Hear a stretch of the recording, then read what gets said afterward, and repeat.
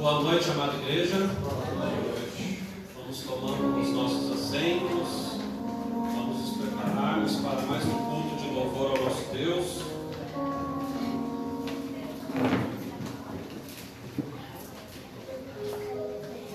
E nada melhor do que iniciarmos com louvor, né? Com nós louvarmos ao nosso Deus. E este primeiro cântico, ele fala sobre algo especial em nossas vidas, para todos os cristãos, para todos aqueles que um dia disse sim a Jesus. Esse primeiro cântico fala das águas purificadoras, fala do Espírito Santo de Deus em nossas vidas, aquela água que nos purifica, aquela água que nós sabemos que sai do trono do nosso Senhor e Salvador Jesus Cristo. Então vamos nos colocar em pé. Em João capítulo 7, versículo 37, versículo 38, já nos diz em nossas vidas: e no último dia, no grande dia da festa, Jesus pôs-se em pé e clamou, dizendo: se alguém tem sede, venha a mim e beba. Quem crê em mim, como diz a Escritura, rios de água viva correrão do seu ventre. Então que nós possamos sempre louvar a esse Deus maravilhoso, a esse Jesus que nos deixou o Espírito Santo para que através dele nós possamos cada vez mais nos achegarmos perto do nosso Senhor Jesus. Louvemos a Ele.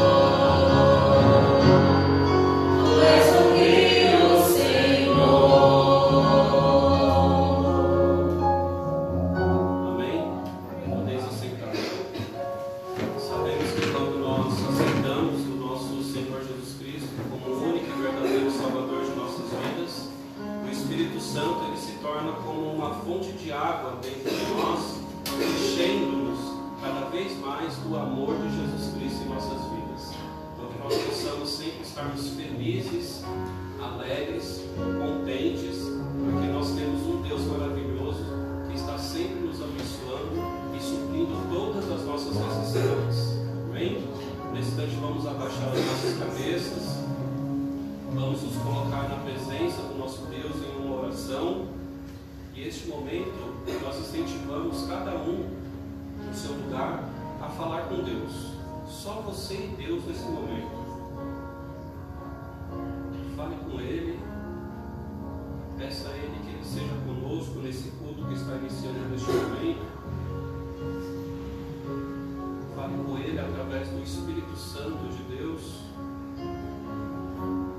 esse mesmo Espírito que nós acabamos de entoar esse cântico, que fala que nos limpa, que nos purifica, que nos faz chegar cada vez mais próximo desse trono maravilhoso que é o trono de Jesus Cristo.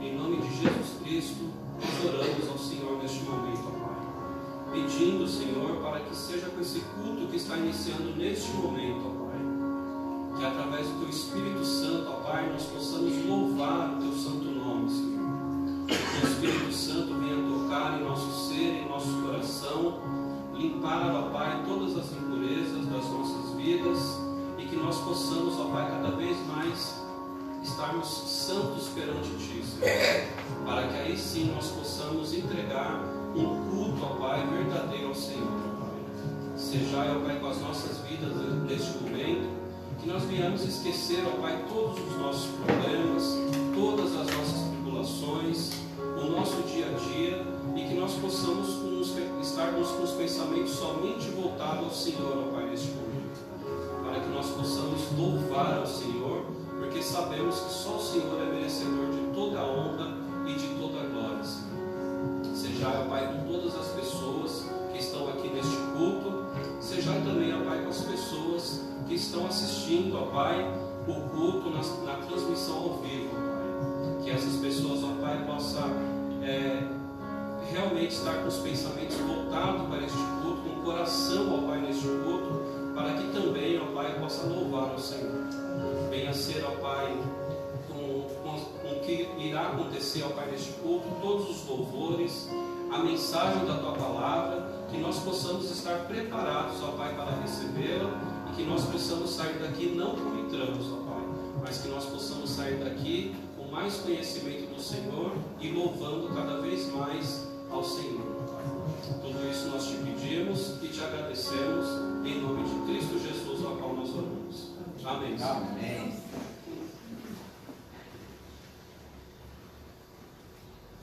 Esse próximo cântico fala sobre uma palavra de exultação, e essa palavra tem que estar sempre em nossas vidas, porque nós temos um Deus maravilhoso em nossas vidas, e exultação significa júbilo, alegria, grande felicidade. E é nessa felicidade que nós devemos louvar ao nosso Deus.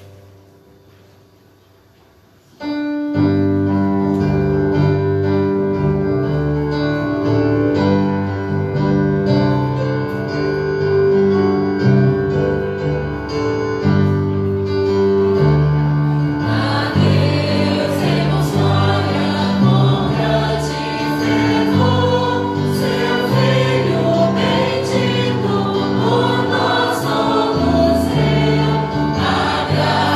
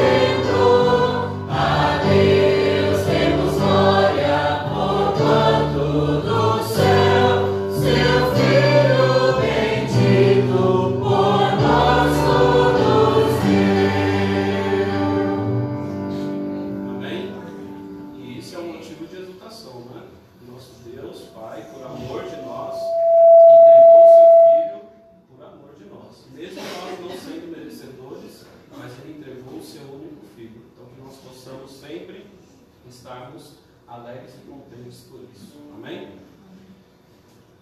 Muitas vezes nós chegamos no culto, entramos calados, né, e saímos calados. Então, assim como nós acabamos de cantar, né, que a Deus nós demos glória, eu vou dar oportunidade para vocês também dar glória a Deus por algum motivo em sua vida. Né?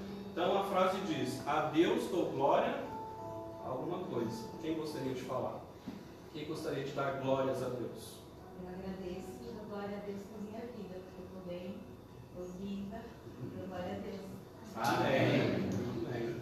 Graças a Deus. Muito feliz, né, em ver a Cristiane aqui. Sabemos que ela passou por uma cirurgia, né, e alguns domingos que nós não víamos ela aqui na igreja, mas graças a Deus que hoje ela está aqui dando glórias a Deus por mais um milagre na vida dela. Né? Amém. Por isso. Mais alguém? Sorisvaldo? Eu gostaria de dar glória à união da minha família, né?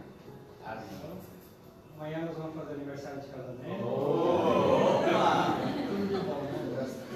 Festa, né? Diante de muitas dificuldades, a gente tem família, né? Amém. Glórias a Deus, a união da família. Graças a Deus. Mais alguém quer dar glórias a Deus? Irmã? Agradeço a Deus pela minha família, glória a Deus por tudo. A minha filha ontem fez aniversário, mais uma data. Amém. Agradeço a Deus. Amém. Mais um ano de vida da filha. Silma? Eu agradeço a Deus pela boa recuperação, né, das nossas irmãs. Amém. Jogou por elas e a gente fica feliz por elas estarem aqui hoje conosco. E agradeço a Deus pelo calorzinho, né, porque ele caiu ontem. Podia ter sido pior, graças a Deus não foi, foram só 3 pontinhos. E agradeço a Deus porque o meu marido foi visitar os pais dele, não teve como eu ir junto por causa da loja, mas eu falei com ele agora há pouco e ele está feliz lá com os pais. Amém. Amém. Graças a Deus. Glórias a Deus por isso. Mais alguém? Glória a Deus pela minha família, né? Meus filhos também, a união minha da minha esposa, e por mim está aqui hoje também, mas quase um mês sem vir à igreja. Amém. Amém. Glórias a Deus. Mais alguém? Eu também dou glória a Deus pela minha família, pelos meus filhos, pela Mariana, que é ótima filha. Amém. Ótima filha. Ela ficou aqui, ó. Ficou tímida ali, mas graças a Deus, né? Graças a Deus por elas estarem aqui, louvando juntamente conosco a Deus. Amém. Catarine? Agradecer pela saúde do meu pai, cirurgia de sexta-feira foi tudo bem. Ele vai voltar em cirurgia para retirar, né, o equipamento que foi colocado nele no rim na segunda, então vou pedir para os irmãos continuarem orando, mas graças a Deus ele está bem. Um pouco teimoso, não está obedecendo muito o repouso, mas a gente está puxando a orelha dele. Mas graças a Deus que Deus está à frente, cuidando da nossa saúde e da nossa paz também. Amém. Amém. Esse ministério Carocha a todo vapor, né? Orando, né, pelos enfermos, orando por todas as pessoas aqui da nossa igreja. Graças a Deus. Glórias a Deus por isso. Mais alguém? Quero dar glória a Deus pela minha família, pela Letícia, principalmente, que tem sido a minha enfermeira pessoal. E por ter corrido tudo bem na minha cirurgia e por eu poder estar aqui hoje. Amém. Amém. Glórias a Deus. Mais um que passou por cirurgia, né? Mas Deus sempre à frente. A Letícia também, como uma ótima filha, ajudando a mãe, né? Graças a Deus. Glórias a Deus por isso. Mais alguém? Glorificar a Deus? Participar do culto? Esse é o culto participativo, né? Onde todos estão aqui para glorificar o nome do nosso Deus. Mais alguém? Eu dou glória a Deus pela minha irmã. A salvação do Vilani. Mais alguém?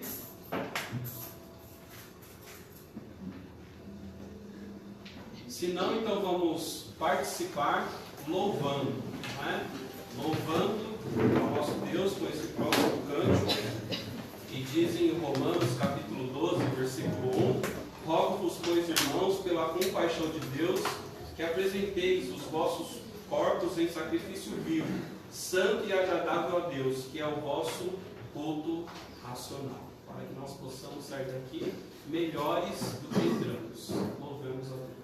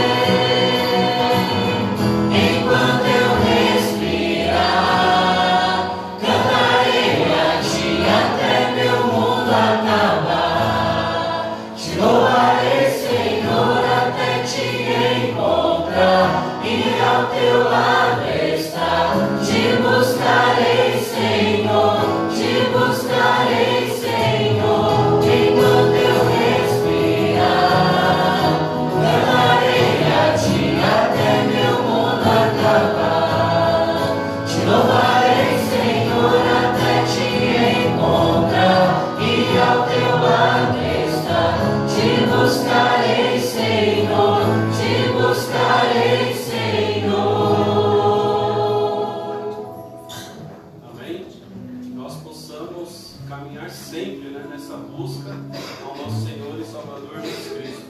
Em Gálatas capítulo 2, versículo 20, já nos diz: já estou crucificado com Cristo e vivo não mais eu, mas Cristo vive em mim. E a vida que agora vivo na carne, vivo-a pela fé do Filho de Deus, o qual me amou e se entregou a si mesmo por mim.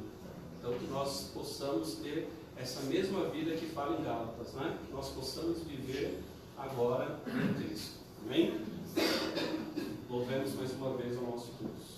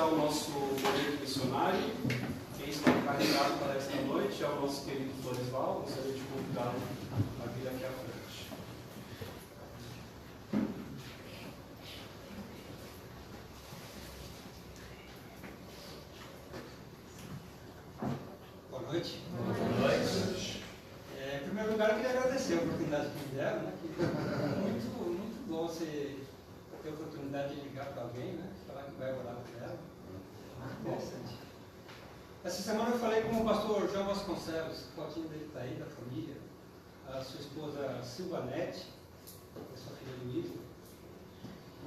O pastor está há 5 anos na cidade de Mococa, na igreja Betel. A Mococa fica a 290 quilômetros mais ou menos daqui e tem uma população de 69 mil habitantes. Conversei bastante com o pastor, ele é bastante simpático, né? Ele foi bem receptivo lá, e pessoa simples, foi um papo muito gostoso. E eu perguntei, questionei quais são os problemas, como é que está a vida dele lá na igreja, na família, né? Ele falou que com relação à família, a esposa, a filha, está tudo bem, eles estão tocando a vida deles direitinho, está tudo bem.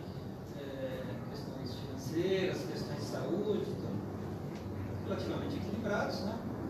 Porém, o que está deixando ele bastante preocupado é ele está encontrando dificuldade na obra missionária dele lá na Igreja Betel. Eu acho que a comunidade não tem respondido ao apelo da missão dele. Né? Por mais que ele faça, por mais que ele atue lá, as portas não estão se abrindo. Essas foram as palavras dele. Né?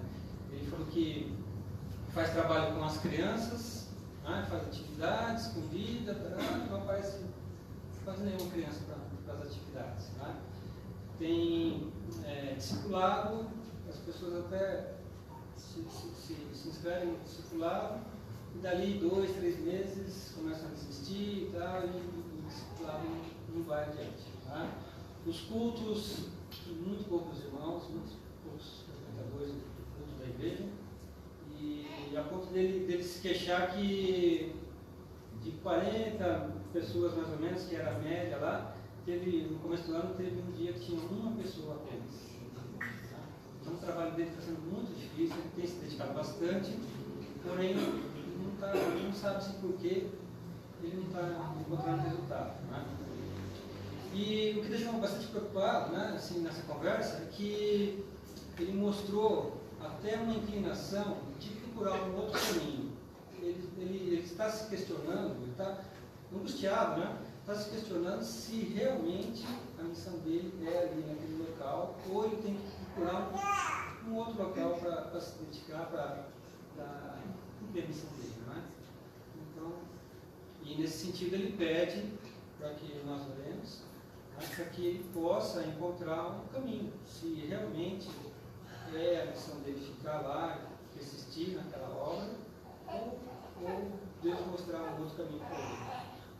Certo? Tá bom? Vamos orar então? Bondoso Pai, nós agradecemos pela oportunidade de estarmos aqui reunidos, louvando o seu nome. Querido Pai, eu agradeço por todos os irmãos, pela vida de todos os irmãos missionários que trabalham na nossa igreja. Que o Senhor fortaleça cada vez mais a fé de cada um deles, e abençoe a obra e o trabalho de cada um.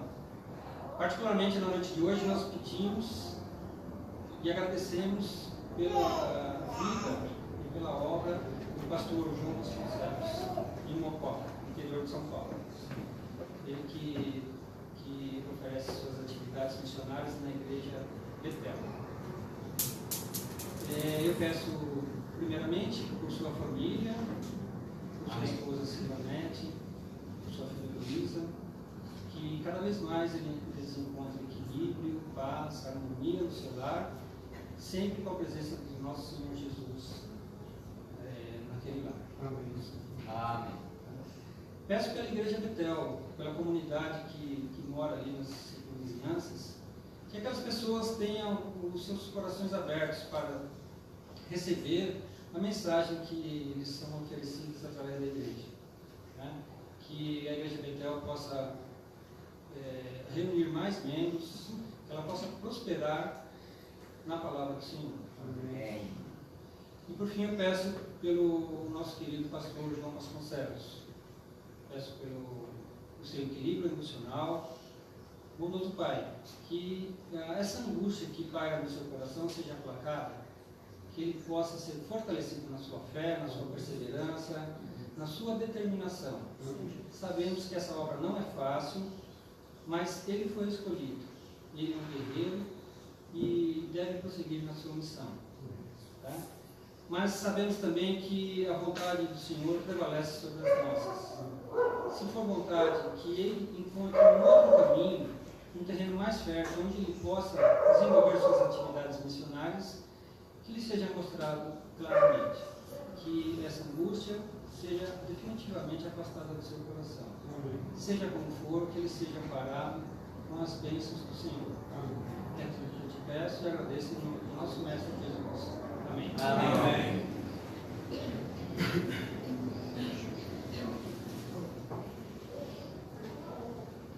Puxa, muito bom, Floresal. Muito bom mesmo. E essa é a intenção, né, do Ministério de Missões, não somente vir aqui à frente, né, mas é ter esse contato de perto com os missionários. Nós conhecermos, né, as dificuldades, nós conhecermos o que os nossos missionários estão fazendo ali no local onde eles estão. E eu vou até comentar que a minha esposa comentou comigo, né, quando a Adriana, acho que foi a Adriana que entrou em contato com o Floresval, e ele respondeu prontamente, né, e ficou feliz, né, ele sentiu uma oportunidade. E ele falou que ficou feliz e honrado, né, de poder entrar em contato com o missionário, ser escolhido, né? E essa palavra honra é o que tem que fazer parte realmente das nossas vidas, né? Nós temos que nos sentirmos honrados, né, por fazer parte dessa obra maravilhosa. E eu agradeço a Deus pela vida dessa igreja e dos irmãos que estão sempre dispostos a fazer essa obra maravilhosa. Amém? Vamos nos colocar em pé mais uma vez. Vamos continuar louvando ao nosso Deus. E enquanto nós estivermos louvando a Ele, também é o momento de nós louvarmos a Ele com os nossos dízimos e as nossas ofertas. Dízimo como ato de fidelidade ao nosso Deus e oferta como ato de fé a Ele também. Louvemos a Deus.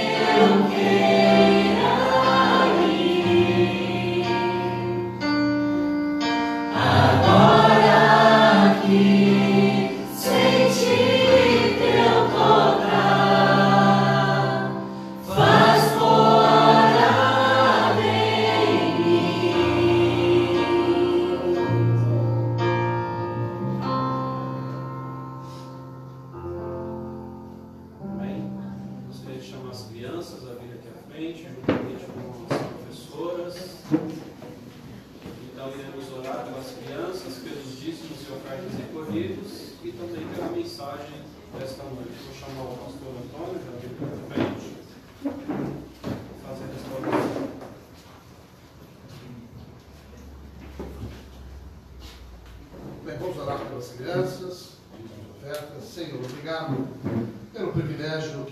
temos aqui, de estar na tua casa, estarmos todos na tua casa, por cada criança aqui reunida na tua presença. E agora eles estão sendo encaminhados para um culto infantil, onde a tua palavra será ensinada, de acordo com a compreensão, a capacidade deles. Ó Deus, esteja capacitando as professoras para que esse momento seja de realmente um tempo de que a tua palavra seja clara aos corações das crianças, possam crescer sobre os ensinamentos da tua palavra e tomem decisões que glorifiquem o teu nome. Deus abençoa aquele culto infantil.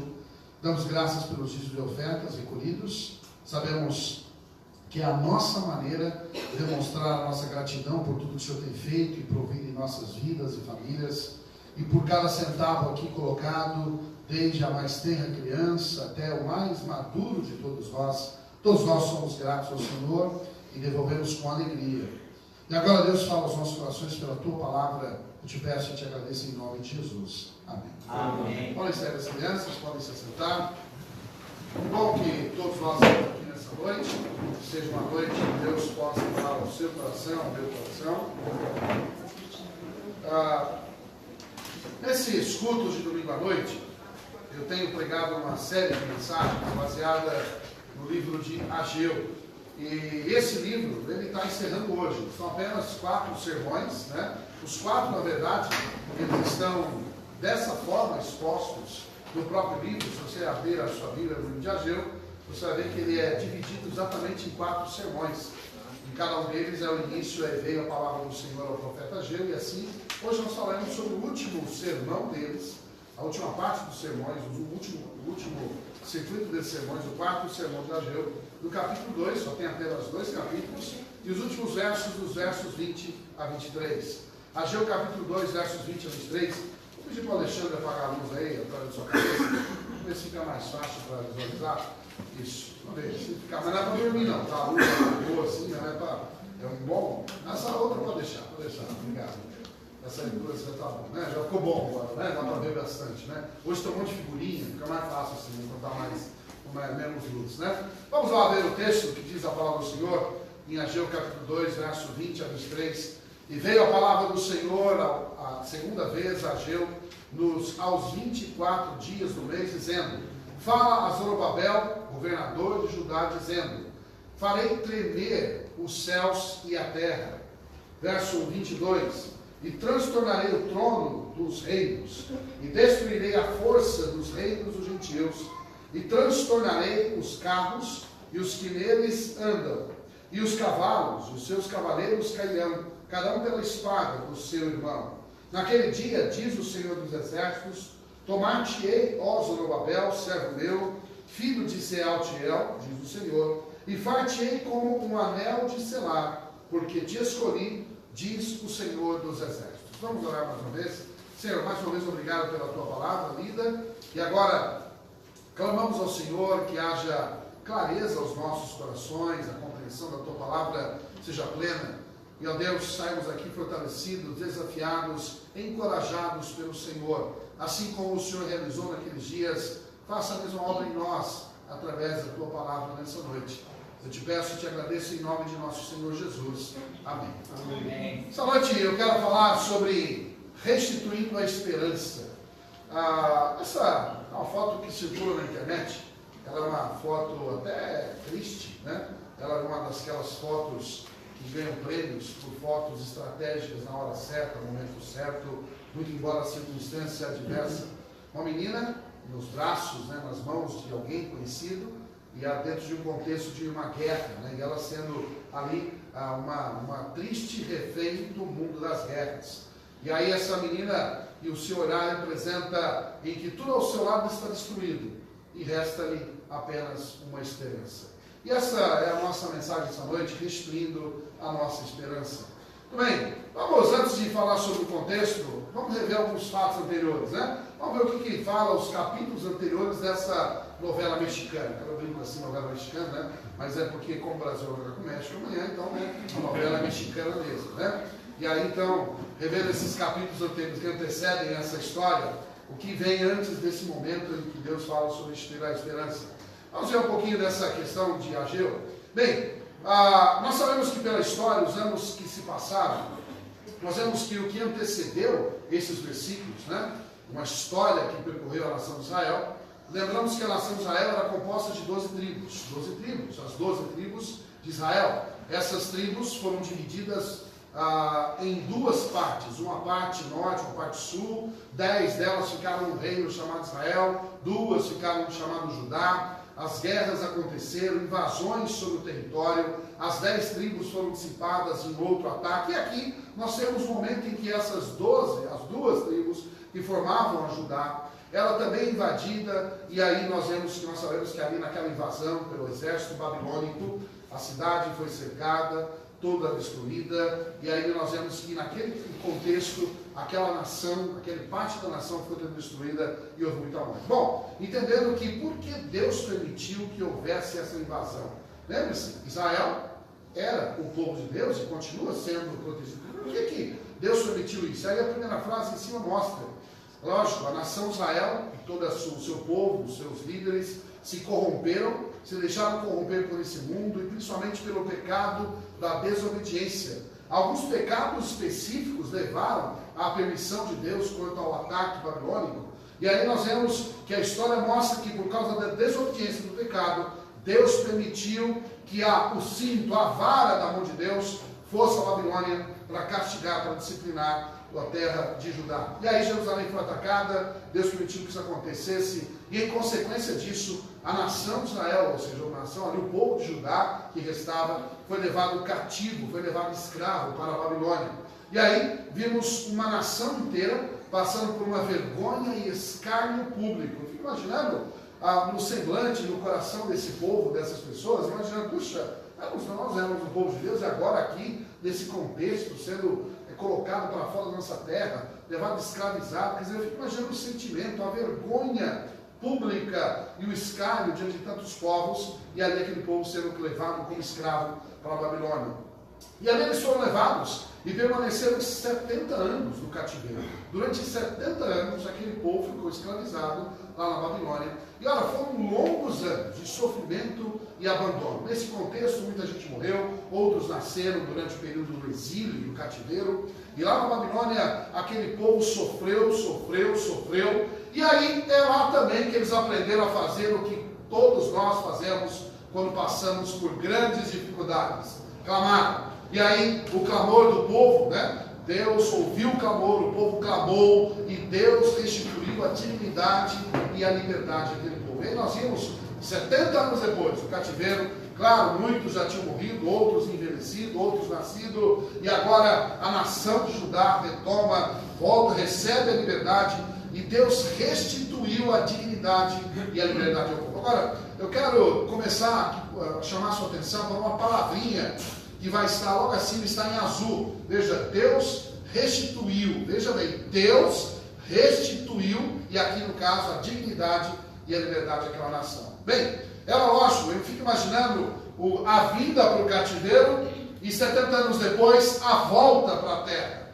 Ora, se antes havia tantas incertezas sobre o que esperava a Babilônia, imagino eu, e esse retorno para casa, e essa esperança ainda incerta sobre o que seria, o que estaria naquele momento nos corações, nos olhos desse povo que regressava para a sua terra. Sequer sabiam como estava a sua terra. E aí, Deus restitui a dignidade, certamente a liberdade, mas uma esperança ainda incerta sobre o futuro que lhes aguardava.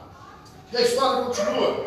Chegando à terra, encontraram algo parecido com isso. Eu fico imaginando se você chegasse em casa no final do dia e encontrasse mais ou menos assim a sua casa, seu apartamento, seu prédio. Já pensou, né? Se chegasse em casa e falasse, eu cheguei, voltei para casa, né? E lá você encontrasse algo parecido com isso. Ruínas. E assim, todos aqueles sonhos, imagens do passado, agora se tornavam apenas ruínas. Deus destruiu a terra, mas a terra precisava, e tudo que havia ali, precisava ser reconstruído. E ali, um grande desafio, um triste cenário de uma reconquista que envolvia grandes desafios. Assim, retornava o povo do exílio da Babilônia diante de uma terra toda destruída, um triste cenário, um entristecido povo, e diante de um grande desafio diante dos seus olhos. Muito bem, e aí novamente, Deus restituiu a dignidade, Deus restituiu a terra. Observe bem essa expressão que eu vou repetir várias vezes.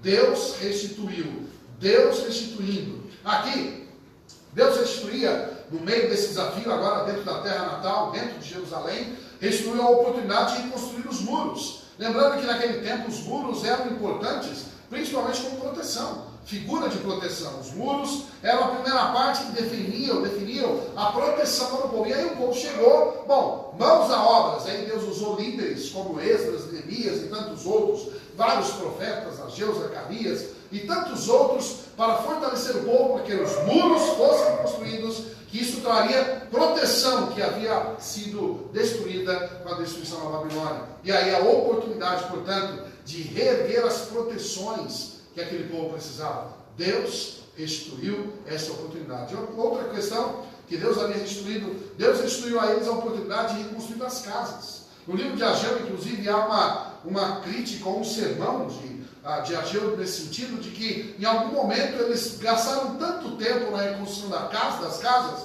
que se esqueceram das demais obras, principalmente o templo, a casa do Senhor. Mas aqui nós vemos que Deus estava dando a eles a oportunidade de reconstruir e reorganizar as famílias. As casas, certamente, são o núcleo do desenvolvimento de uma família. E ali, imagine antes, lá no exílio, sem ter onde comer, onde sentar, onde conviver, onde estarem juntos os familiares. E agora o retorno ao país, à nação, embora destruído, a oportunidade de reconstruir os muros, a cidade e as próprias casas. E aquele sentimento de reunir os familiares novamente à mesa e ali estarem juntos. Que privilégio! E mais uma oportunidade que Deus constituía, a oportunidade de restituírem e reconstruírem a sua organização familiar.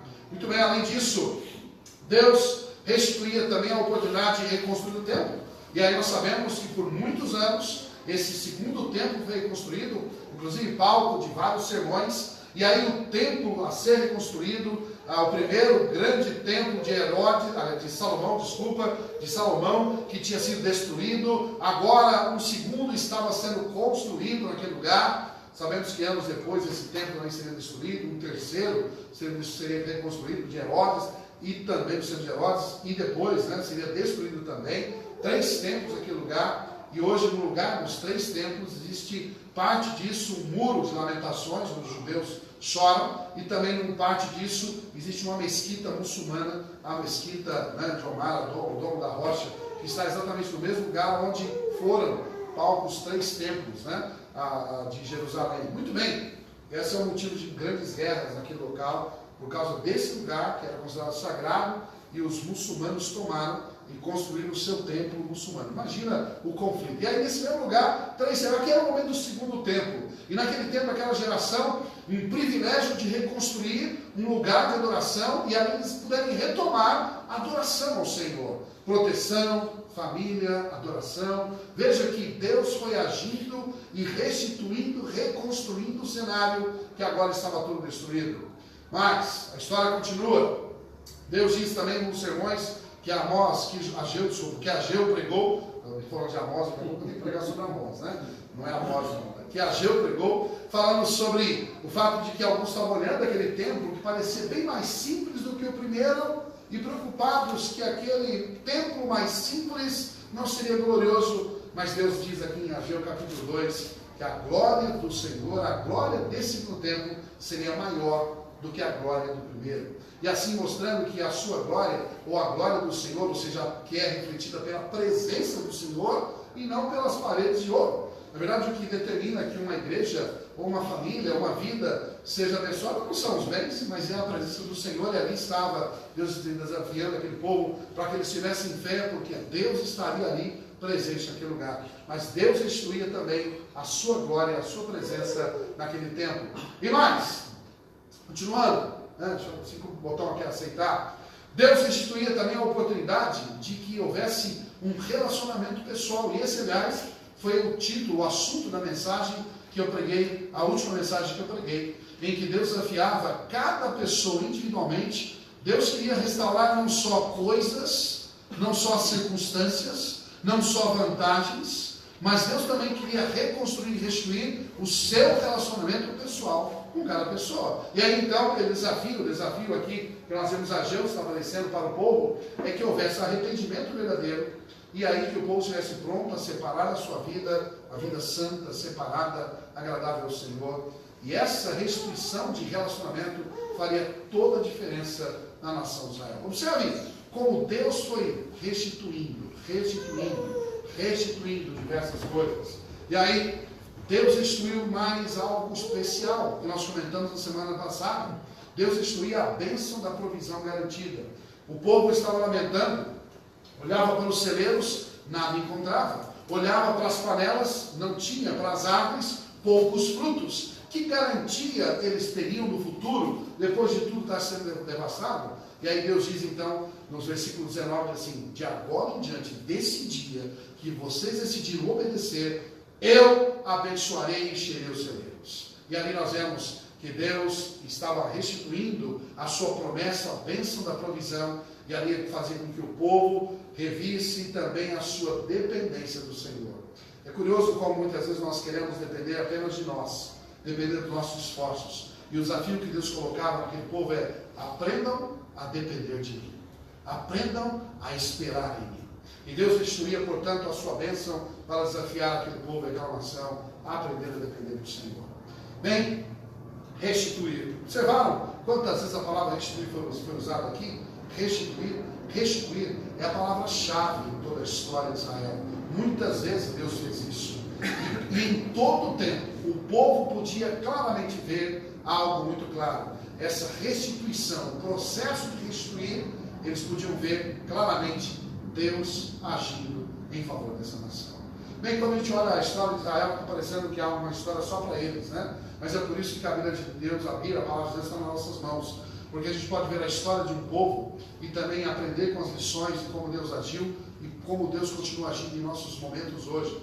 E nessa noite, eu quero desafiar-nos algumas reflexões a partir desse quarto e último sermão. E agora, nesse último e quarto sermão, o que Deus disse àquela nação e pode dizer para nós também? Bom, Deus queria restituir tudo, inclusive a esperança. E é por isso que essa mensagem dessa noite é restituindo a esperança. Ele já tinha prometido e restituído tudo mais, mas faltava restituir a esperança. E aí, a nação de Israel, ela havia sofrido, e esse sofrimento tinha vindo por causa de quem? Do próprio povo, o próprio pecado. O pecado do povo tinha levado o povo para as suas consequências. E aí, Deus queria restituir a esperança mesmo diante disso. E aí nós vemos que o povo estava enfraquecido, ele estava com medo, desmotivado. É mais ou menos assim, parecia aquele cachorro, né? Que quando começa a explodir os foguetes, os fogos na hora do jogo, vai para debaixo da cama. Tem cachorro, tem gato que faz isso, né? A nossa cachorra, a cachorra lá de casa, a cachorra que é da Camila, eu sempre digo isso, né? Ela está lá em casa, a minha filha casou e o cachorro ficou, né? E eles sabem que ela segue mais a mim, porque tem que dar ração, tem que dar comida, porque senão ela morre de fome, mas ela não é minha, ela é da Camila, né? E em casa o pessoal não entende isso. Mas ela não está nem aí com os fogos, mas tem cachorro e gato que começa a explodir os fogos, põe o rabo no meio das pernas e vai para debaixo da mesa de algum lugar. Assim estava essa nação de Israel depois de tantas lutas e perseguições causados pelo próprio pecado, acuados, enfraquecidos, com medo, desmotivados, cercados, inimigos ameaçando, inimigos poderosos ao redor, desafiando, atacando, cercando e desamedrontando, vocês não vão conseguir nada. Eu fico imaginando uma nação agora, nessa situação de reconstrução, uma luta imensa pela frente e aqui sendo ameaçado, coagidos por todas as circunstâncias. Nessa situação, né? Certamente Deus não podia trazer outra mensagem, senão uma mensagem de esperança, desânimo e encorajamento. Ou seja, tanto trabalho para reconstruir tudo que estava à volta na sua terra. Então Deus, diante de tantos desafios, Deus então trouxe uma mensagem de encorajamento e de esperança, a mesma que muitas vezes nós precisamos. Eu sei que a nação de Israel, aqui Judá representado, sofreu situações específicas, mas eu tenho certeza que cada um de nós temos também as nossas lutas e os nossos momentos de desânimo, e os nossos momentos em que nós perdemos a fé, a coragem, a vontade e até mesmo o desejo de estar com o Senhor e de lutar. E nessa noite a mensagem que foi de encorajamento e esperança para a nação de Israel, que sirva para nós e para você também. Bem, o que pode trazer esperança? O que traria esperança àquela nação naquela hora e que pode trazer esperança para você e para mim no momento de dificuldades, de circunstâncias difíceis? Bem, essa esperança seria vista através da presença gloriosa de Deus. Alguém vai dizer assim, pastor, mas presença de Deus já pregou sobre isso. Engraçado, né? Como esse tema, presença de Deus, é recorrente, é tão comum no livro de Ageu, assim como em tantos outros textos da Bíblia. E essa perspectiva sobre a presença de Deus, ela faz grande diferença quando nós queremos ter esperança. Veja o versículo 21 que diz assim, fala a Zorobabel, governador de Judá, diz o texto, farei tremer os céus e a terra. Eu quero chamar a sua atenção sobre essa expressão que ele mandou dizer para o governador de Judá, Zorobabel. A expressão é, farei o quê? Tremer os céus e a terra. Bem, quem faria tremer? Zorobabel? Israel? Judá? Ageu? Não. Aqui é Deus dizendo, eu farei tremer os céus e a terra. Que curioso, né? Deus fazer tremer os céus e a terra. É curioso como esse verbo aí, farei, aí mostra a primeira pessoa, né? Deus, eu farei, aqui Deus se referindo, né? Mas ao mesmo tempo nós vemos que Deus costuma agir através do seu povo. E o que Deus faria com a história é que Deus esperava que aquela nação, Israel, abalasse o mundo, chacoalhasse o mundo pela sua presença. Vamos fazer um exercício aqui agora. O Icaro, apaga essa luz atrás de você, por favor. Vou apagar essa aqui. A gente tem uma luz aqui ainda no ambiente, que é a luz, né? Eu já vou acender, tá? Não precisa ficar com medo de ninguém não, né? A luz ainda do projetor, né? Tem a luz lá fora. Vamos imaginar que a luz aqui nesse ambiente, ainda que a gente apagasse todas as luzes, revelasse a nossa consciência da presença de Deus ou não. Muitas vezes nós vivemos na nossa vida a penumbra, ou seja, a escuridão, nessa incerteza, será que Deus está aqui presente mesmo? É como se a luz dessa certeza e da consciência de Deus fosse se apagando. E vivemos mais ou menos assim, com os olhos na escuridão, sobre não conseguir enxergar. Já apagou mais uma, né? Aí o pastor também apaga aí do lado, já que é assim, vamos fazer isso do lado, né? Apagar tudo uma vez, mas não pode fugir, tá? Também não é hora de comer pipoca, não. Não é no escurinho do cinema. Vamos imaginar, não vamos apagar mais, não, só para pelo menos voltar todo mundo. A nossa consciência da presença de Deus estivesse assim, sem nenhuma visão, a gente não enxergasse Deus agindo em lugar nenhum. Mas de repente, nós fôssemos abrindo os olhos espirituais, para descrever, pastor Tomé, por favor, fôssemos abrindo os olhos e começássemos a enxergar Deus nas nossas vidas e nas circunstâncias, como a luz que começa a fazer diferença no nosso andar, na nossa história. Israel vivia e viveu no passado como alguém que não enxergava Deus na sua história. Alguém pode pensar, mas justo Israel? Como assim Israel? Bem, Israel, a gente vê que Deus chamou a nação de Israel, fez com Israel tantas coisas, e tantos milagres, e tantas ações de Israel, que eu dizer assim, puxa, mas Israel não podia dizer isso. Qualquer outro povo poderia dizer que Deus estivesse presente, mas Israel fechou os olhos. Ou seja, tapou os olhos e a visão para não reconhecer a presença de Deus. E aí, tudo aquilo que Deus havia feito foi esquecido, toda a forma de Deus se manifestar ao povo assim havia sido desprezado, e para o povo e para aquela nação, era como se Deus não existisse. Tanto é que a nação começou a procurar outros deuses. Ela começou a se envolver com os deuses dos povos ao redor. Fecharam os olhos para o Senhor e abriram os olhos para outras formas de adoração. É como se Deus não existisse na sua história. E é curioso como nós vemos aqui o profeta Ageu desafiando a nação de Israel nesse momento para abrir os olhos, e Deus diz, eu farei tremer os céus e a terra. Ou seja, Deus queria ser visto agindo novamente por aquela nação. E como Deus fez por aquela nação. E como Deus abalou o mundo através daquela nação. A presença de Deus na nação de Israel pode ser vista até hoje. Ou seja, Deus continua sendo presente nos cuidados com a nação de Israel, assim como em toda a história.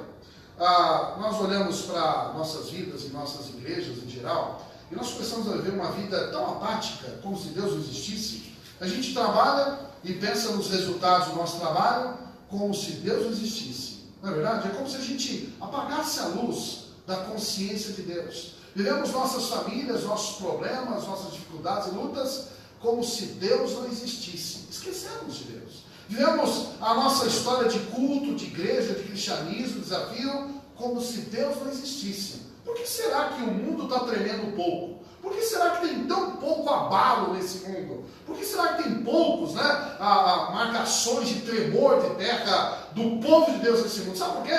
Porque estamos escurecendo os olhos, fechando os olhos, ignorando, desprezando que Deus realmente existe. Irmãos, quando nós esquecemos Deus, os milagres param.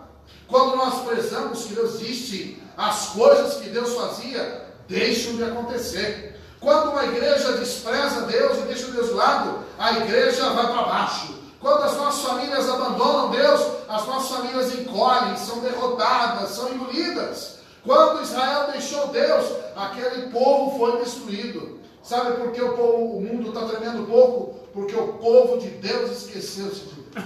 Esqueceu que Deus continua presente e interessado numa nação, interessado no seu povo, interessado na sua vida, na sua família, na minha família e no meu coração. Irmãos, se queremos que Deus volte a fazer tremer esse mundo, quando nós vemos o povo de Deus andando por esse mundo, lá está o povo de Deus, quando Israel passava no deserto, e a história era assim, os inimigos que cercavam Israel antes da conquista da terra prometida, Moisés à frente, levando o povo para a terra prometida, alguns inimigos desafiaram e viram como Deus era forte, e com o passar do tempo e muitos milagres, muitas vezes Deus protegeram, alguns inimigos falavam, não vamos atacar não, porque esse povo aí, Deus está do lado deles. Puxa, que pena, né, que não se diz isso sobre o cristianismo hoje, né? Que pena que as nossas igrejas e as nossas famílias não ouvem de ao redor alguém dizendo, não vou mexer porque essa família, esse povo é de Deus. Sabe por quê? Onde nós passamos, nada treme, nada acontece, nada abalamos, porque esquecemos que Deus está presente e deveria ser reconhecido em nossas vidas, famílias e igreja.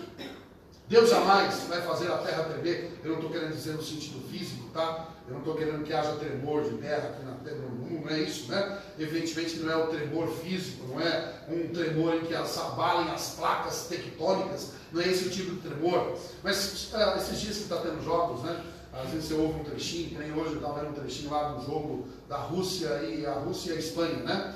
E aí na hora que a Rússia estava na frente do jogo, aí de repente a torcida inteira, né, que era quase toda russa, começou a fazer barulho. Eu fico imaginando, quem estivesse naquele estádio, deve ter visto aquele estádio, uma tremidinha, né? Talvez, claro, não o suficiente para abalar as estruturas daquele prédio, naquela estrutura, mas fez com que o negócio desse uma tremidinha, no mínimo nos corações dos jogadores da Espanha. Nossa, aquela nação inteira. Eu fico imaginando a Rússia, devia estar, né? Devia ter um tremor de tanto entusiasmo de ver aquela alegria da seleção. Em 1998 eu estive em Paris, no dia em que o Brasil levou e perdeu, né, aquela famosa taça, né? 98, estava lá aquela Copa do Mundo na França. Eu fui para Paris assistir a final, não tinha, o ingresso era muito caro. Fui assistir lá perto da Torre Eiffel, lá numa praça, colocaram um telão, e eu fui lá assistir. E aí, todo mundo sabe o resultado. Se você não sabe, aquele dia o Brasil perdeu, sei lá, de 3 a não sei o que, porque os últimos gols eu não vi, porque eu saí correndo daquele lugar, porque à medida que o jogo foi fechando, os brasileiros estavam lá, foram sumindo, e aí a cara dos franceses contra os brasileiros que restavam era de fúria, né, tipo espanhola, e aí quando eu vi eu de amarelo, eu falei assim, aqui, morrer aqui, já não basta o time que morreu, eu também não. Aí estava eu e meu cunhado, que é alemão, mas ele era tão brasileiro quanto eu naquele momento, e saímos, o carro estava longe, e nós saímos daquele lugar correndo, no meio do caminho, os franceses começaram a se jogar pela rua, Paris tremeu, né? E aí eles começaram a querer perseguir quem estava de amarelo. Aí eu pensei, opa, né? Vivo, eu espero chegar em casa, arranquei a camiseta, ele também, e saí pela rua de Paris correndo, sem camiseta. A bandeira nós encolhemos que era melhor o brasileiro covarde e vivo, né? Do que de amarelo morto, né? Mas naquele dia Paris tremeu. quando uma nação e um povo se alegrou com aquela vitória. Eu fico pensando, quantas vezes nós vivemos isso dentro do cristianismo? Esse mesmo entusiasmo que se tem numa torcida de futebol, num time, num jogo. Que pena que esse entusiasmo com algo tão temporário, tão efêmero quanto uma partida ou jogos, não se vai do coração de um servo do Senhor, reconhecendo a presença do Senhor, fazendo-nos tremer. Irmãos, o temor do Senhor, a consciência sobre Deus, deveria nos fazer pensar muito bem onde pisamos, o que fazemos, o que falamos e os nossos propósitos de vida. Israel perdeu a consciência de que Deus estava presente, perdeu a consciência sobre a vantagem de servir um Deus vivo, preferiram deuses mortos e perderam muito por isso. Que nessa noite a nossa esperança seja reacendida, seja restituída com a certeza da presença de Deus em nossas vidas, que quer a partir de você, da sua família, da sua casa e da sua vida abalar este mundo. Abalar como? Abalar com a palavra do Senhor, com o nosso testemunho vivo. Assim deveria ser Israel, assim o Senhor espera de você e de mim. Pena que muitos têm perdido essa esperança e essa certeza da presença do Senhor em nosso meio. A segunda característica que deveria entusiasmar aquele povo e fazê-los ter esperança, restituir a esperança, era a partir da proteção de Deus, eterna proteção. Veja comigo o verso 22, diz lá o texto: e transtornarei o trono dos reinos, e destruirei a força dos reinos dos gentios, e transtornarei os carros, e os que neles andam, e os cavalos, e os seus cavaleiros cairão, cada um pela espada do seu irmão. Olha esse texto, é curioso, né? Quando fala sobre proteção de Deus. Mas se você olhar nesse contexto desse versículo, observe bem, a primeira pessoa novamente no verbo estando presente aqui. E transtornarei, primeira pessoa. Quem? Deus. Eu transtornarei os carros, os tronos dos reinos. Eu destruirei, Deus falando, a força dos reinos gentios. Eu transtornarei os carros e os que neles andam, e os cavalos, os cavaleiros cairão. Veja que em todo o tempo, Deus agindo em favor da sua nação. Ou seja, o que Deus estava dizendo para eles é o seguinte, que a guerra seria ganha pelo Senhor. E todo o tempo, Israel deveria confiar que apesar dos inimigos poderosos, desafiadores, intimidadores ao redor, que aquela nação jamais poderia perder a certeza e ter a esperança certa. Os anos passariam, os inimigos mudariam, mas Deus continuaria pelejando a guerra em favor de Israel. E sabe, o texto mostra que era Deus cuidando do povo, era Deus cuidando da guerra, era Deus guerreando pela nação. Mas isso é possível? É possível Deus guerrear a guerra de um povo? Vou te dar alguns exemplos. Na história de Israel, Gideão e 300 homens cercaram o exército, e aí cercaram o acampamento numa certa noite, e aí lá no livro de Juízes você vai encontrar a história. O exército inimigo era grandioso, Gideão foi apenas com 300 homens, buzinas, e naquela noite eles simplesmente, por recomendação do Senhor, tocaram as buzinas, quebraram os vasos, e aquele exército que iria destruir a nação, temeu com a ação de Deus, Deus foi lá, e o exército inteiro foi morto, sem que Gideão e os seus 300 homens sequer lutassem aquela luta. A guerra foi ganha pelo Senhor. Engraçado, né? Anos se passaram, e quantas vezes? Os muros de Jericó, Josué cercou os muros de Jericó, tocaram as trombetas 7 vezes, e aqueles muros caíram por uma mão humana, mas simplesmente pela ação de Deus. Deus guerreando, pelejando pelo seu povo. Uma guerra ganha pelo Senhor. Anos mais tarde, nós vemos uma nação sendo cercada por 3 fortes inimigos. E o rei de Israel, com medo, orou ao Senhor, e aqueles 3 exércitos conseguiram passar por um lugar onde não tinha nenhuma forma de proteção, e aquele rei se ajoelhou e orou, e Deus foi lá, colocou confusão. Um exército daqueles 3 inimigos teve intriga entre eles, um guerreou com o outro com o outro, e por fim morreu os 3 exércitos se mataram, e sem que Israel tivesse levantado a espada, Deus guerreou a luta no coração de Israel. Irmãos, quando nós olhamos a história de Israel, foram muitos os momentos que Deus lutou, Deus pelejou por aquela nação e protegeu. Engraçado, eu sempre digo que até hoje é a nação mais atacada no mundo em toda a sua história. Nunca antes na história da humanidade houve uma nação tão atacada, tão alvejada como Israel. Nunca houve uma nação com tantos inimigos. Aliás, nós sabemos que o grande inimigo é Satanás, que quer destruir esse povo, com o qual Deus tem vários planos, com o qual Deus tem vários projetos. Nunca essa nação, esse povo foi destruído. Foi dizimado. Foram muitas vezes perseguidos. Hitler, e no seu tempo, dizimou muitos judeus. Muitos já morreram. Muitos judeus morreram por serem judeus. Mas perderam batalhas, mas não há guerra. É uma nação que sobrevive até hoje, em meio a tantos ataques. Mas sabe por quê? Porque Deus continua protegendo e fazendo a diferença naquele povo. Muitas vezes as guerras que aquela nação lutava, era Deus que era aquele que ia à frente. Quando nós esquecemos que Deus tem esse interesse, e a gente perde a esperança em nossas vidas, a gente costuma ser como aquele povo, aquela nação que naquele dia se sentia enfraquecida, porque nós achamos que todas as lutas são apenas nossas. Que coisa! E esquecemos que da mesma forma como que Deus tem interesse em proteger essa nação de Israel, tem interesse em proteger a sua igreja. E aliás, que pena que a igreja do Senhor Jesus não compreendeu que compete a nós fazer tremer e abalar esse mundo e ir em frente contra as astutas ciladas do inimigo. Nós estamos aqui para sermos o exército do Senhor que ataca as portas do inferno. É uma pena que nós, igreja, não entendemos que com o Senhor lutando a nossa luta, nós somos capazes de mudar muitas realidades. Muitas vezes nós achamos que nós somos os coitados, os fracos, os cachorrinhos debaixo da mesa, aqueles que estão fugindo dos pequenos foguetes. Nós nos tornamos acovardados porque esquecemos de que Deus está presente e de que Deus é aquele que guerreia as nossas guerras. Não só no cristianismo, mas em nossas casas, em nossas famílias. Quantas vezes nós vemos famílias derrotadas, sabe por quê? Porque começaram a lutar por si só e deixaram Deus de lado. Sabe, tem famílias perdendo a guerra, famílias sendo destruídas, porque deixaram Deus de fora. Irmãos, as nossas guerras são muitas, principalmente espirituais. Se nós nos esquecemos que Deus tem interesse de lutar as nossas lutas, se nós desprezamos a ação de Deus em nossas vidas, vamos ser derrotados. Porque Satanás tem todo o interesse em destruir você, sua família, sua fé, sua dependência dele. Mas Deus queria dizer a Israel, e quer dizer a você e a mim, que Ele tem interesse de lutar a sua luta. Amém?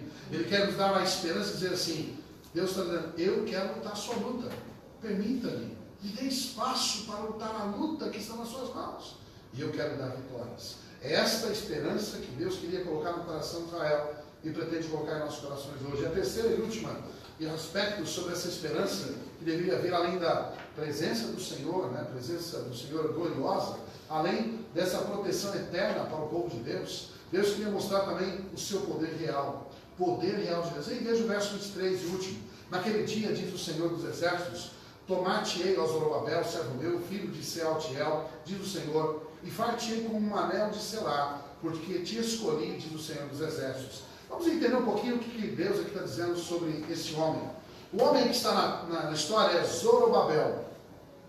Primeiro é um nome muito bonito, né? Zorobabel, né? Aí você puser no filho, né? Ou no gato, no cachorro, sei lá, né? Pode chamar de Zorô, né? Ou Zorô, tudo bem, mas eu acho meio esquisito, né? Chamar ele só de Babá ou Babel também não fica legal. Acho melhor não. Zorobabel não cabe bem no nosso dicionário. Mas Zorobabel, esse nome meio esquisito, ele era o governador de Judá. Ou seja, era o líder político que havia naquela nação aqui no momento. Eu fico pensando, deve ser legal ser rei, ser príncipe, sei lá, ser autoridade, ser presidente, ou, né, monarca, seja o que for, de um país bom, né, rico, tal, cheio de coisa, né, mas de um negócio quebrado e ruim, deveria ser, né?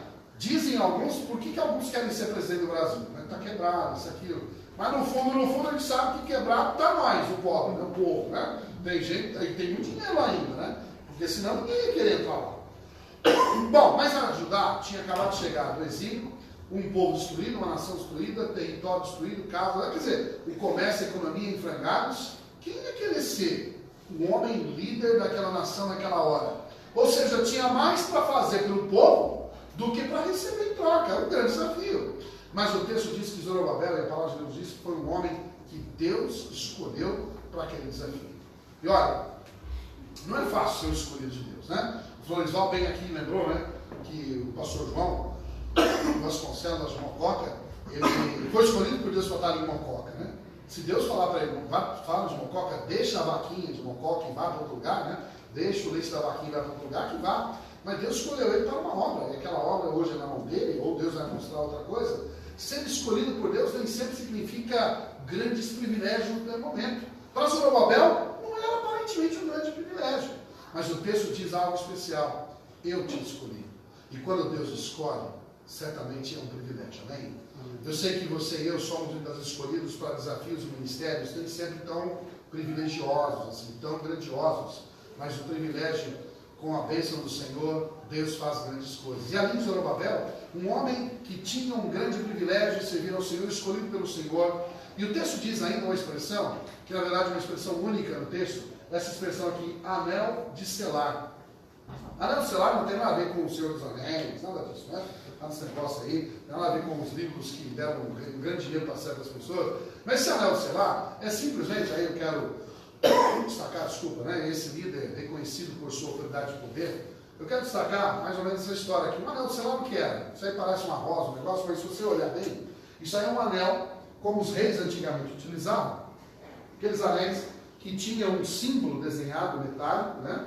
E aí colocava-se, por exemplo, um documento, e aquela cera quente era derretida, ele colocava o seu anel, e aquele anel derretido, na sua cera derretida, era a marca do rei, como o rei era assinado. Ou seja, era a assinatura com firma reconhecida. Só que o rei, né, a sua forma de ter o documento reconhecido é o rei mesmo, ele disse, não, tanto que o anel não saía no dedo do rei, não. Só saía morrendo, né? Ele não podia dar, porque dar esse anel para alguém representava transferir autoridade e poder. E aqui nós vemos que é exatamente isso que Deus está dizendo. Você tem, aí no contexto, veja, voltando aqui no contexto, né? Veja lá, e far-te como um anel de selar. Ou seja, o que Deus estava dizendo é, olha, aqui está o anel de autoridade e poder. Você é essa pessoa. Fique imaginando. É mais ou menos Deus dizendo assim, Zorobabel, em você eu confio.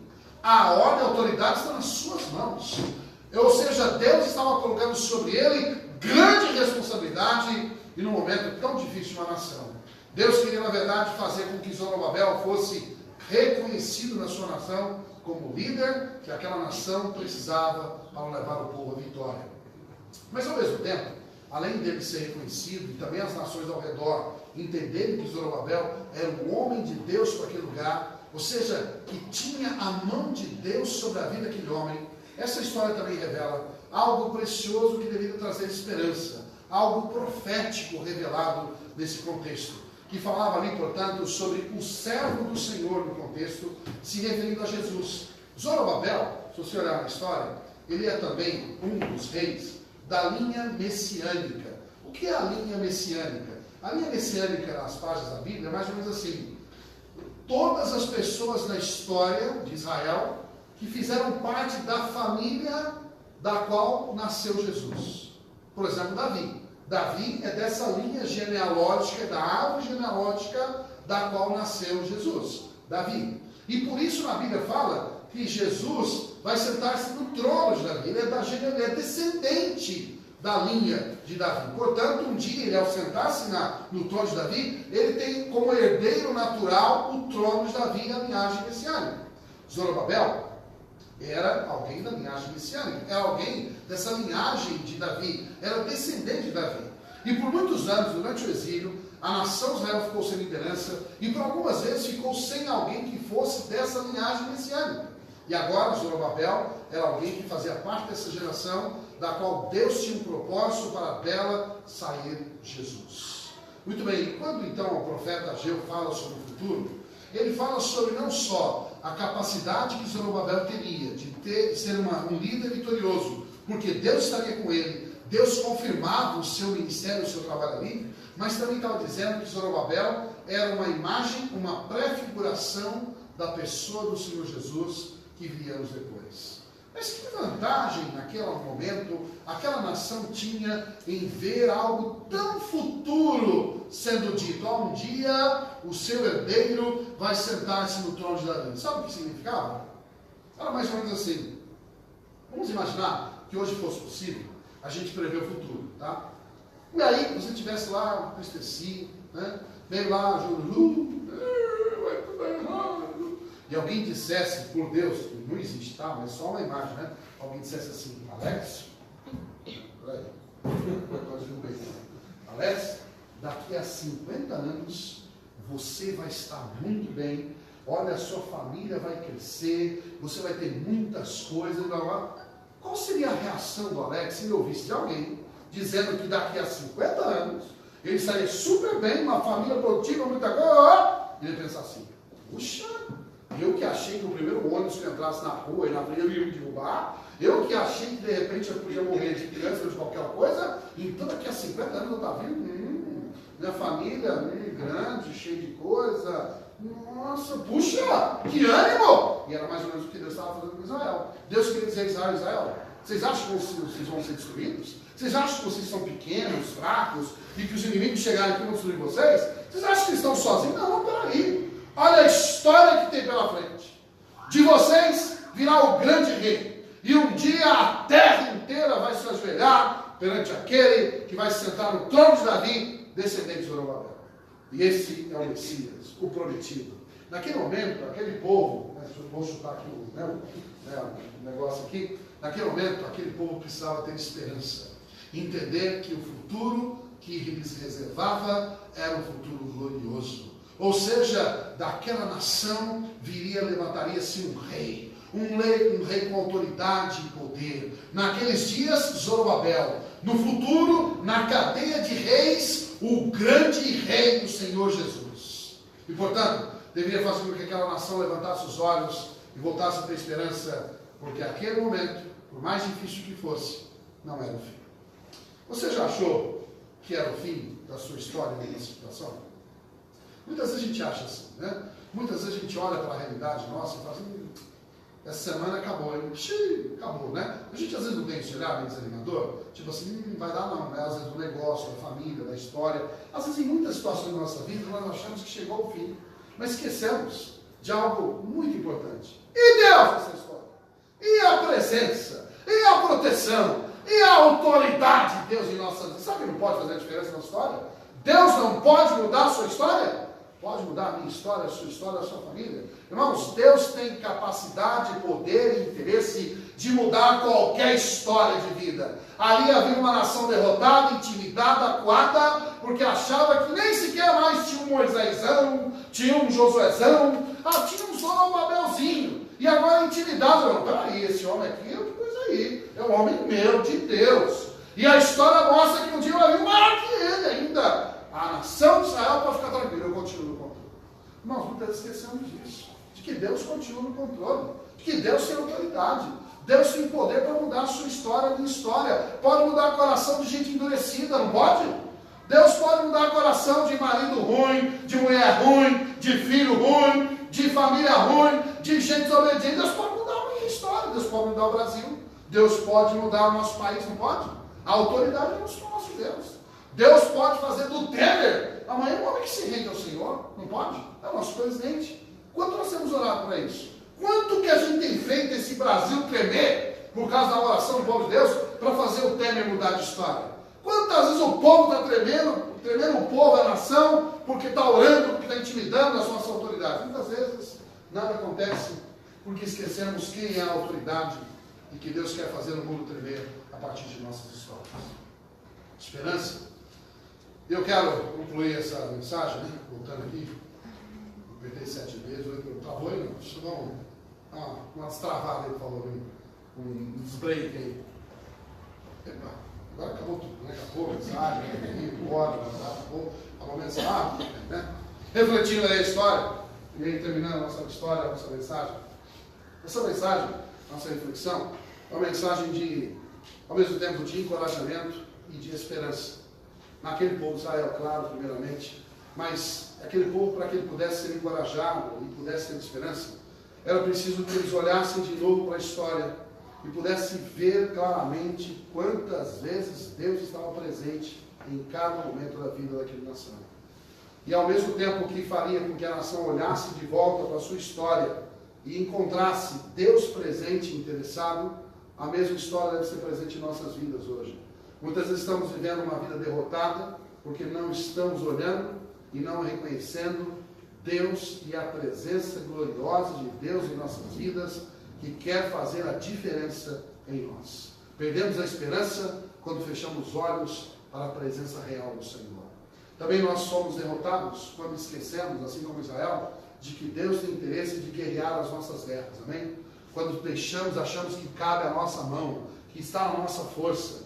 E aí quando as nossas forças se esvaem, nós achamos que a história acabou. E esquecemos de esperar no Senhor, que tem interesse de lutar as nossas lutas e as nossas guerras. A esperança renasce quando nós entendemos e vemos Jesus, o Senhor ao nosso lado, e quando nós entendemos que Ele quer guerrear as nossas guerras. Ao mesmo tempo, é preciso que, assim como Israel tinha desprezado o rei que tinha, e tinha esquecido o rei glorioso que um dia viria, achamos que toda autoridade e poder é dos homens, ou nossa. Esquecemos que tem alguém muito maior, com muito mais autoridade do que qualquer ser humano, qualquer presidente, qualquer pessoa na face da terra. E essa autoridade, um dia, inclusive, o Senhor Jesus virá a esse mundo e com autoridade e poder dominará o mundo inteiro. Amém? Quando nós olhamos para o futuro, muitas vezes esquecemos de olhar para o futuro e olhamos para o presente e nos achamos derrotados, até como cristãos. Ah, não, esse negócio de ser crente é meio desanimador, não vai virar nada não, esse negócio de igreja não vai virar nada não. E esquecemos de que um dia todo o joelho se dobrará perante o Senhor. E esse Senhor breve virá. Hoje de manhã, o Sr. João e a Dona Dina saíram daqui, né? O Sr. João, depois falou de sua calma, sobre família, ele virou para mim e falou assim, falando sobre o retrato da família, ele disse para mim, pastor, Jesus vai voltar essa semana, assim eu espero. O Sr. João deve ter quantos anos? 80? Quantos anos ele tem? 90, umas crianças, novinho, né? Novinho. O Senhor Jesus vai voltar essa semana, eu espero, em breve a volta de Jesus. Ou seja, a gente pode dizer que ele está, né, com bons anos suficientes para pensar, bom, a morte pode vir logo, né? Claro, não estou dizendo que a gente deseja isso, né, mas bem perto. Mas ele está mais ansioso pela volta do Senhor Jesus. E muitas vezes nós, como povo de Deus, esquecemos de que esse Senhor que um dia voltará, está vivo hoje, está sentado à destra de Deus Pai. Está lá no trono e um dia governará esse mundo inteiro. E é esse Senhor que nós servimos.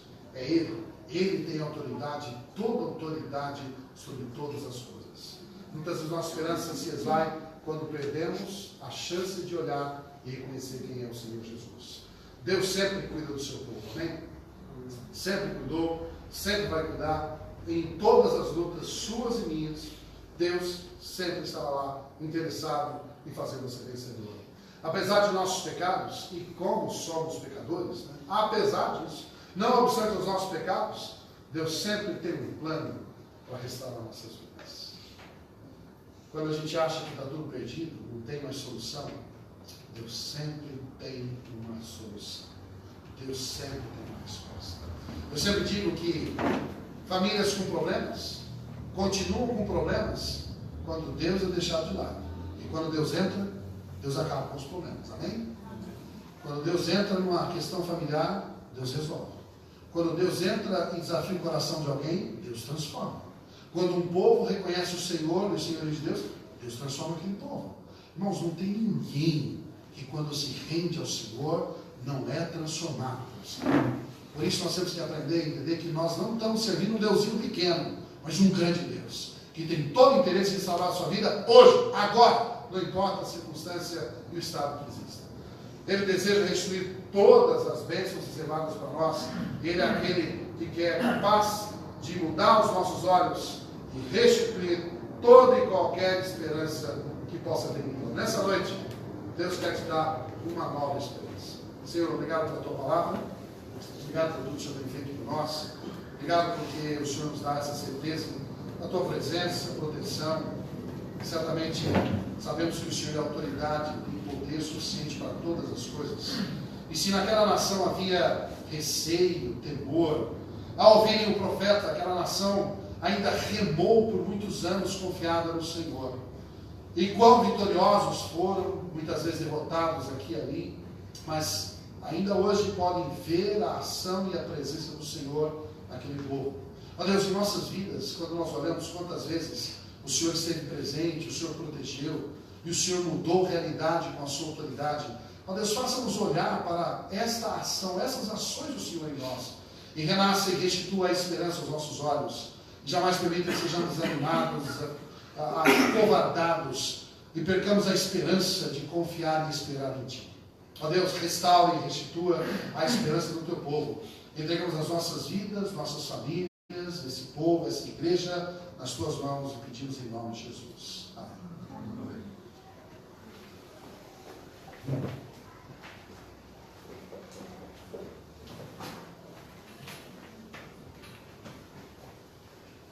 Agradecemos então primeiramente a Deus por essa mensagem aos nossos corações, também ao pastor Antônio, que foi usado por Deus para nos trazer à mesa, e que nós possamos sempre refletir e meditar em tudo aquilo que nós ouvimos, né? Que nós possamos realmente ter essa convicção no nosso coração que Deus está sempre restaurando em nós a esperança que ainda vive. Vamos nos colocar em pé. Vamos partir para o encerramento do nosso culto de louvor ao nosso Deus, com mais um louvor.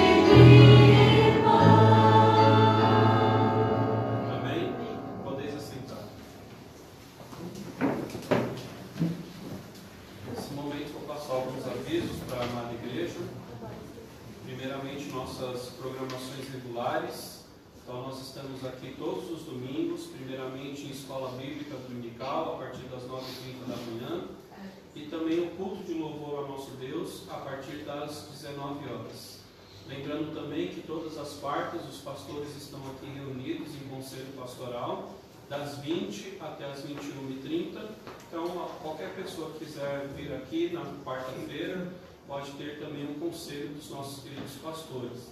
Mas não somente às quartas-feiras, eles estão disponíveis, eles deixam ali no corredor, né, a agenda, né, deles, e também o telefone. Pode ligar para cada um deles e marcar também uma visita ou algo do tipo.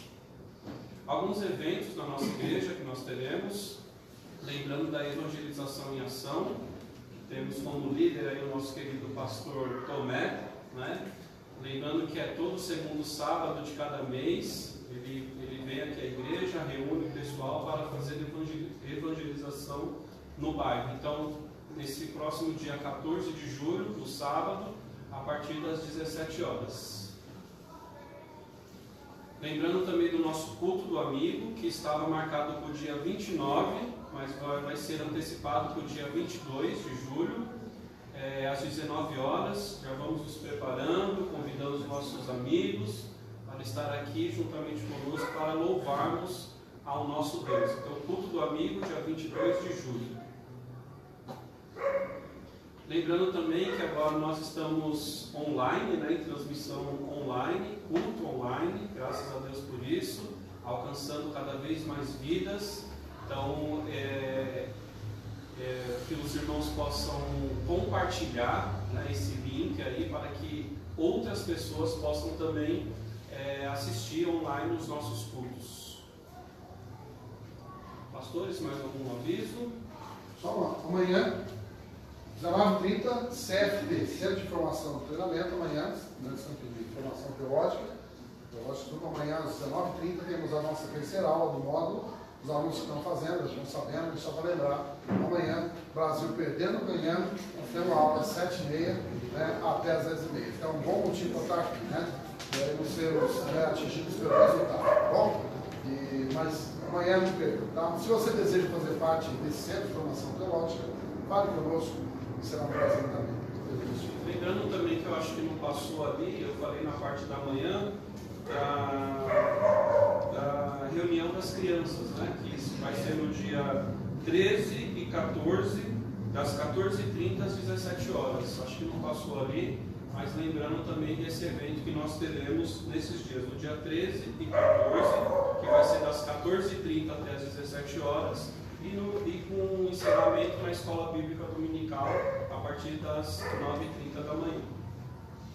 Convidar o pastor Geraldo a vir aqui à frente e encerrar com oração e a bênção. Vamos nos colocar em pé.